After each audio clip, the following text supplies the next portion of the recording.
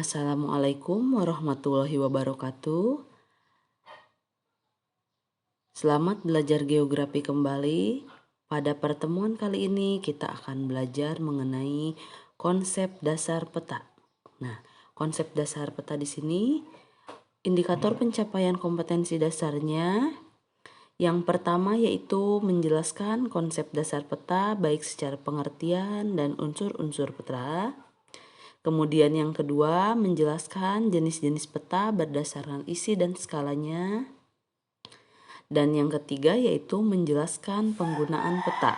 Nah, untuk memulai pembelajaran, mari kita mengetahui mengenai pengertian peta.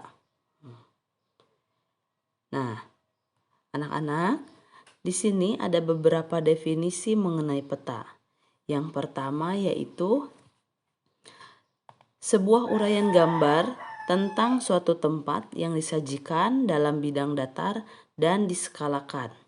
Nah, yang kedua, suatu penyajian abstrak sebagai unsur-unsur fisik permukaan bumi secara grafis pada sebuah bidang datar.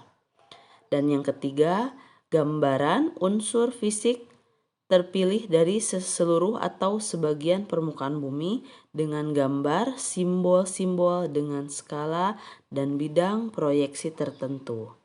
Untuk contohnya, peta awalnya diambil dari hasil pemotretan permukaan bumi melalui Google Earth. Nah, ini yang pertama ya. Nah, gambar yang bumi bulat ini gambar kenampakan bumi secara aslinya. Kemudian diadakan proyeksi ya, kemudian dalam bentuk bidang datar. Nah, setelah itu manusia atau pengguna menggunakan pengolahan peta ini dan membentuknya menjadi bidang datar dan merubahnya menggunakan skala ya. Dan akhirnya di sini pada tahap akhirnya untuk memudahkan pembacaan peta ini makanya diadakan menggunakan simbol warna gitu ya untuk membedakan di sini ya, yang gambar sebelah kiri bawah untuk menggambarkan perbedaan-perbedaan negara maupun penggunaan lahannya. Selanjutnya, di sini kita harus mengetahui manfaat peta. Secara umum, manfaat peta itu memberikan informasi suatu keberadaan lokasi, jarak antar unsur-unsur di muka bumi, indikasi perbedaan ketinggian dan tinggi suatu kenampakan, serta macam tutupan muka bumi ya.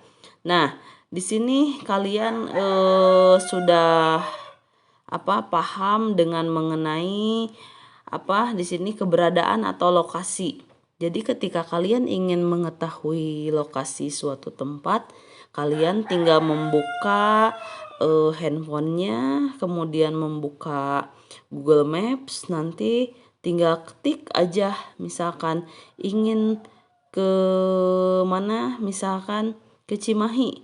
Nah, itu akan ditunjukkan arahnya gitu ya, dengan rute perjalanannya ya, jaraknya berapa menit. Apalagi di sini yang sudah menggunakan aplikasi seperti Gojek gitu ya atau Grab sudah familiar sekali dengan manfaat peta ini. Kemudian di sini indikasi perbedaan ketinggian. Nah, di gambar yang bawah itu ketika melihat indikasi perbedaan di muka bumi itu ternyata Jakarta, ini ada gambarnya ya. Jakarta itu dataran rendah gitu ya, dibanding dengan Bandung dataran tinggi. Nah, artinya di sini perbedaan ketinggiannya sangat jelas sekali bahwa Bandung itu topografinya atau ketinggiannya lebih tinggi daripada kota Jakarta. Apalagi dibanding dengan Cianjur dengan Bandung itu lebih tinggi Bandung gitu ya ketinggiannya. Kemudian di sini secara tutupan lahan muka bumi ini contohnya ya. Nah, ini misalkan peta tutupan hutan dan lahan 2014 Hutan Pendidikan Gunung Walat. Nah, di sini juga bisa mengetahui mengenai perbedaan warnanya. Nanti kalian bisa membacanya menggunakan atau lihat di legendanya. Nanti di legenda itu akan ada simbol-simbol peta. Nah, ini yang warnanya merah. Legenda ini keterangan ya. Nah, apa sih yang warnanya hijau di peta itu? Oh, ternyata hutan tanaman. Ya. Yang warna merahnya itu yaitu pemukiman. Yang warna kuning itu apa sih? Oh, daerah pertanian. Nah, ternyata yang warna ungunya ini adalah semak. Kemudian yang warna pink, oh di sana adalah vegetasi campuran. Nah, untuk mengetahui peta ini, awalnya diambil yang tadi dari Google Earth atau misalkan hasil potret citra satelit. Nanti ini dibuktikan perubahan lahannya, misalkan di Google Earth masih tahun 2010. Ternyata ini di Gunung Walat ini yang diambil tutupan lahan 2014. Oh, ternyata ada perubahan penggunaannya. Misalkan berapa ya? Yang awalnya lahan yang hijaunya, hutan tanamannya luas, ternyata sekarang berkurang gitu ya. Nah, ini manfaat-manfaat petanya. Kemudian sekarang kita mengetahui jenis-jenis peta berdasarkan isinya. Nah, di sini terbagi menjadi dua. Yang pertama yaitu peta rupa bumi atau topografi. Yang kedua peta tematik. Nah, peta rupa bumi atau topografi ini yang pertama dulu ya, peta rupa bumi dulu. Yang dirancang untuk menggambarkan objek di atas permukaan bumi meliputi unsur-unsur alam dan buatan termasuk relief ketinggian. Nah, peta rupa bumi ini peta kenampakan sebenarnya atau yang disebut juga peta dasar ya. Peta dasar dari hasil citra satelit dengan kenampakan yang sebenarnya. Nah, ini contohnya dulu ya. Ini peta rupa bumi Kota Bandung ya, dengan skala 1:25.000. Artinya kenampakan Kota Bandung ini warnanya coklat kalau ini di zoom ya, ini. Nah, ini yang warna coklat ini merupakan pemukiman, daerah pemukiman ya. Kemudian yang warna hitam-hitamnya ini yaitu gedung-gedung tinggi seperti hotel misalkan, atau gedung-gedung pemerintahan ya yang bertingkat. Kemudian ada garis, ini sepanjang garis warna merah yang ini ya. Ini adalah jalan gitu ya, jalan utamanya.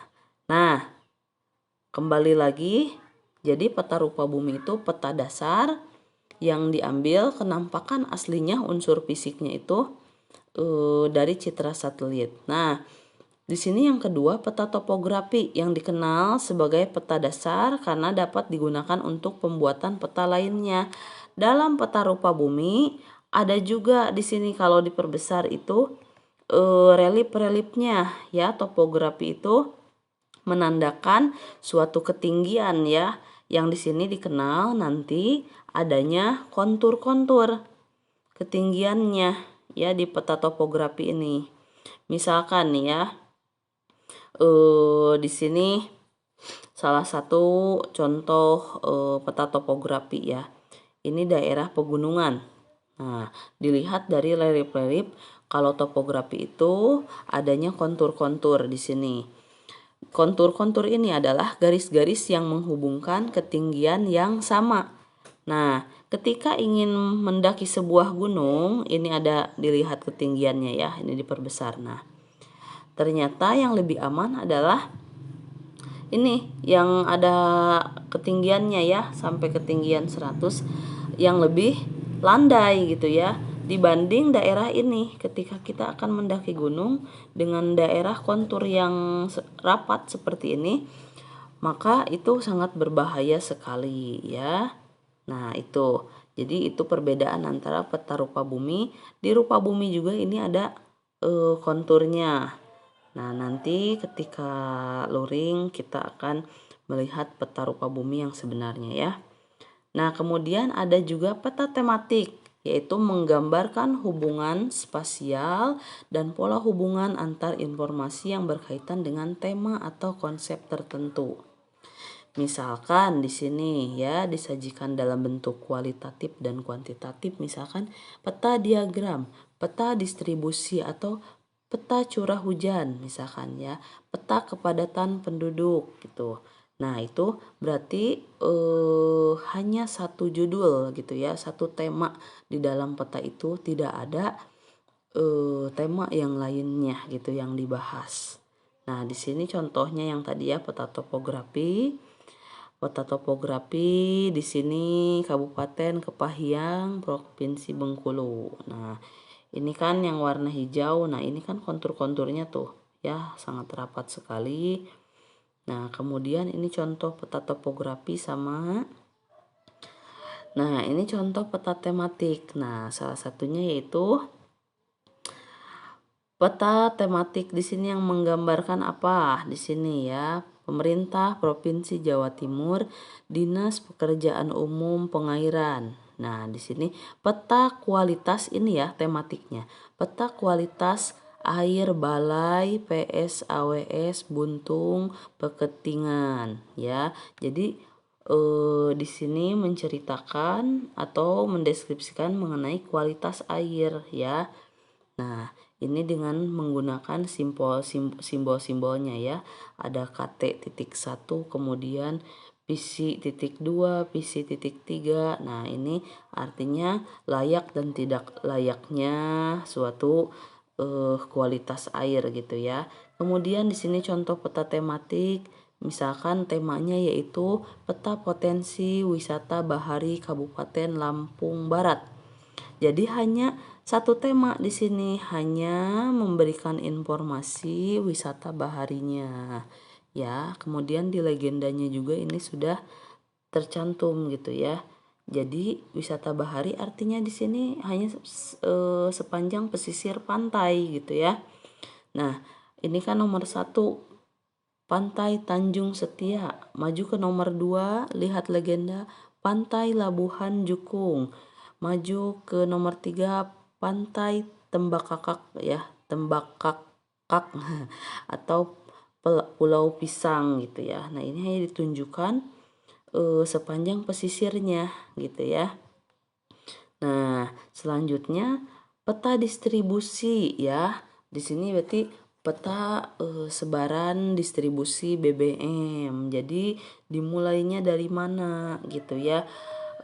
Dari UPPDN 1,8, kemudian ke stok BBM, kemudian BBM. Nah, program pusat di sini ya, bulanan, perkapalan, kemudian ada kilang ya, terminalnya, sampai nanti nyampe ke instalasi dan sampai ke konsumen gitu ya. Jadi ini peta distribusi BBM. Ternyata sangat panjang sekali dan kita hanya sebagai pengguna taunya bensin aja. Ternyata di sini banyak sekali yang dibutuhkan ya tenaga kerjanya. Nah, selanjutnya yaitu kita akan membahas mengenai jenis-jenis peta berdasarkan skala ya. Di sini ada peta kadaster, kemudian ada peta skala besar.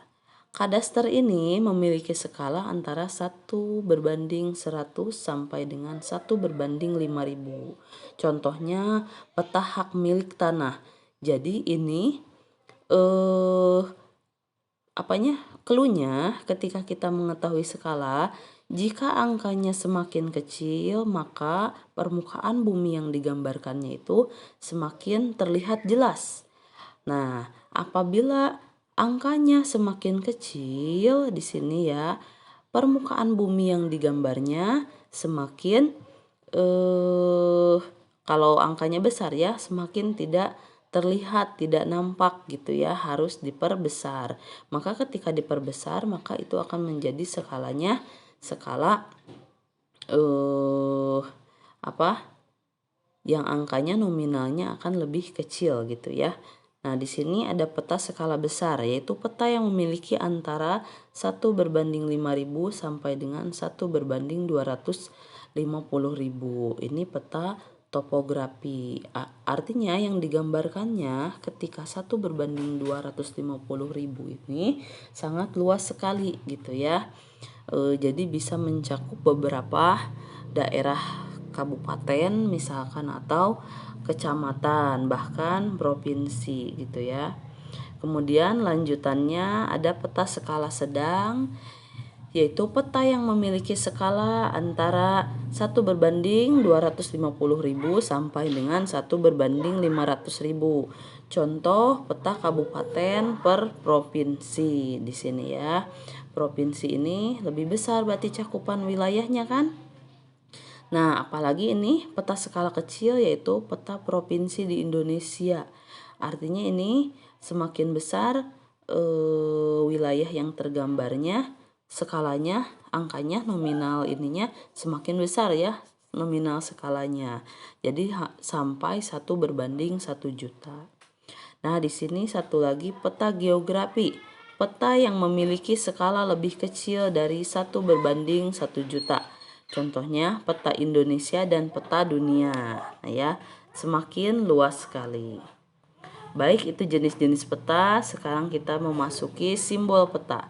Simbol peta artinya di sini tanda atau gambar yang mewakili kenampakan yang ada di permukaan bumi yang terdapat pada peta kenampakannya.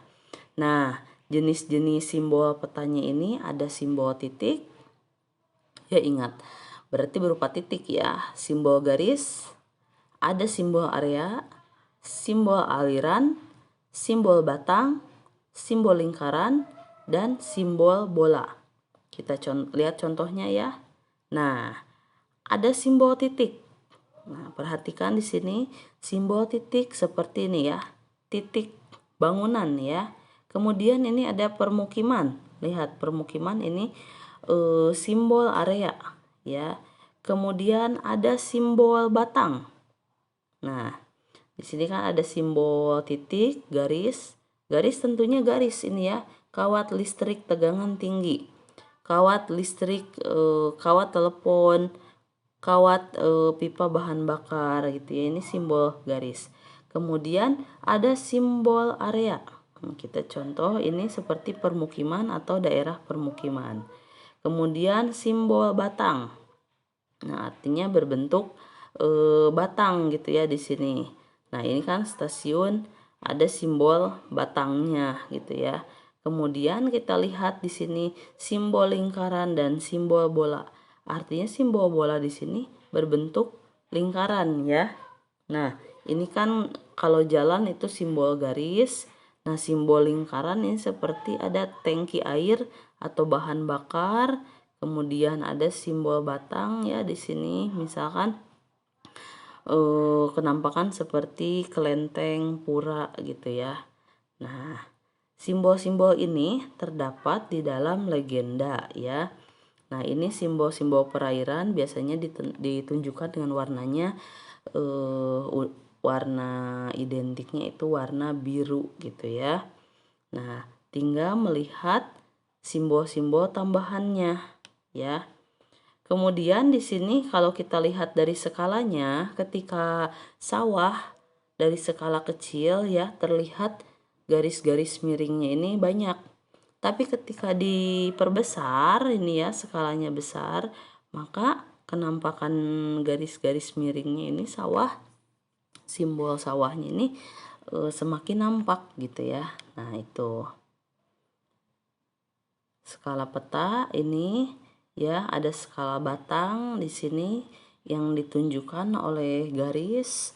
Jadi ini skala 1 berbanding 50.000. Artinya di sini 1 cm di peta yang berarti 50.000 cm di lapangan gitu ya.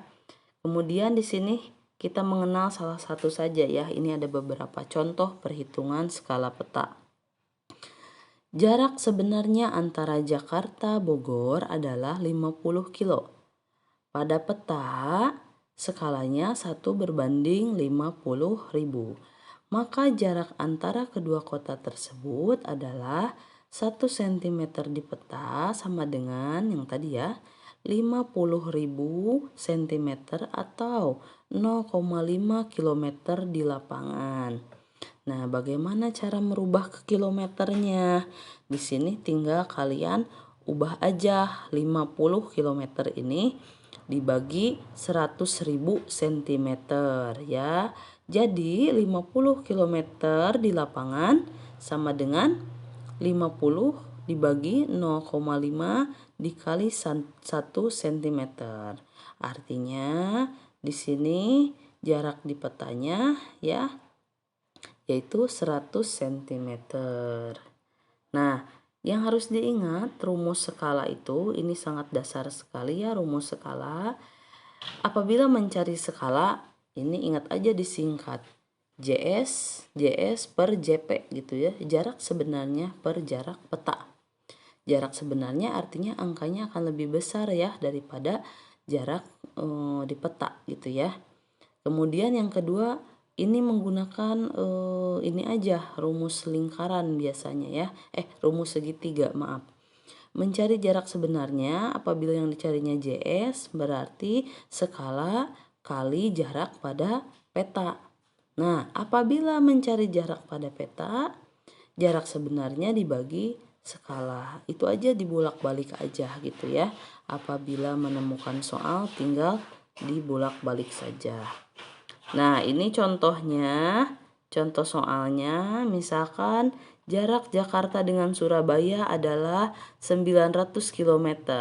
Sedangkan jarak pada peta adalah 15 cm. Berapakah skala pada peta? Nah, di sini jarak sebenarnya ubah dulu tadi ya, 900 km dikalikan dulu 100.000 cm ya, maka artinya dikesentimeterkan menjadi 90 juta cm. Jarak pada peta udah cm gak usah diubah kembali, jadi harus disamakan dulu penyebutnya ya, cm dan cm, jadi jangan ada yang berbeda.